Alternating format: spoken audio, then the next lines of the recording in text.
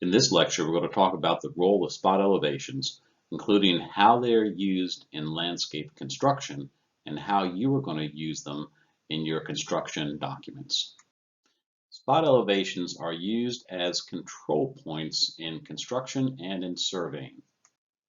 A surveyor will take many spot elevations and then use those to construct a contour plan, the sort that you're used to looking at so far. But for construction, they're also used to put stakes in the ground to let the contractor know what elevation is expected at any point on the design. Because spot elevations are used at the control points in construction, there are 4 rules that you're going to have to learn to understand how they are needed. We're going to go over each of those rules individually. To begin with, spot elevations are used to establish all corners and all tangent points. This is true for anything that's built, whether it's a building or a structure such as a sidewalk or a parking lot. It's important to understand how spot elevations are used adjacent to buildings. In most construction that has a basement, the spot elevation adjacent to a corner or a wall is used to establish that the finished floor elevation of the building, commonly called the FFE, is 6 to 18 inches above the grade outside. That's in order to keep water from seeping into the building and rotting the wood. Spot elevations are also needed at all corners, and the reason is these corners are elevations that the contractors have to set using formwork before they can pour concrete or anything else. In addition to corners, spot elevations are needed at all tangent points. That's where a curved line ends and a straight line begins.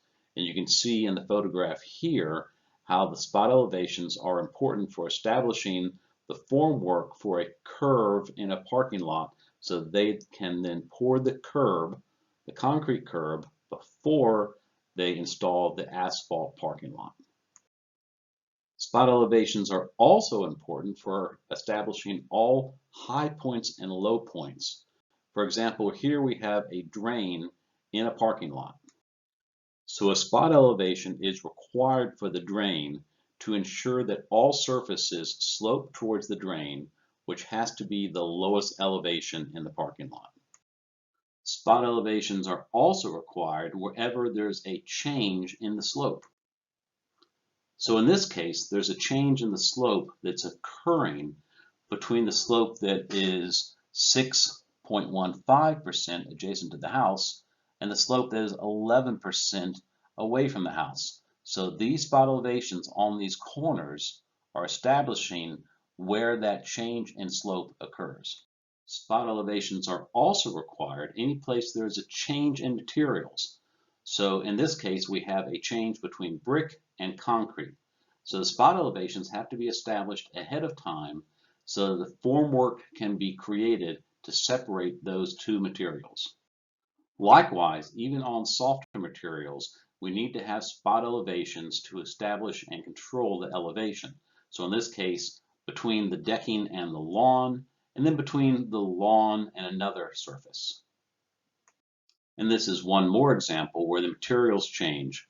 We have cobblestone on the outside, and then we have a paved concrete area in the middle. So we need spot elevations at all these corners to establish where that material change takes place.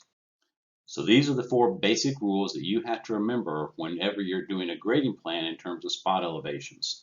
They are needed at all corners and tangents of buildings and structures. They're needed at all relative high points and low points. They're needed wherever there's a change in the percent of slope, and they're needed wherever there is a change in material on the ground plane.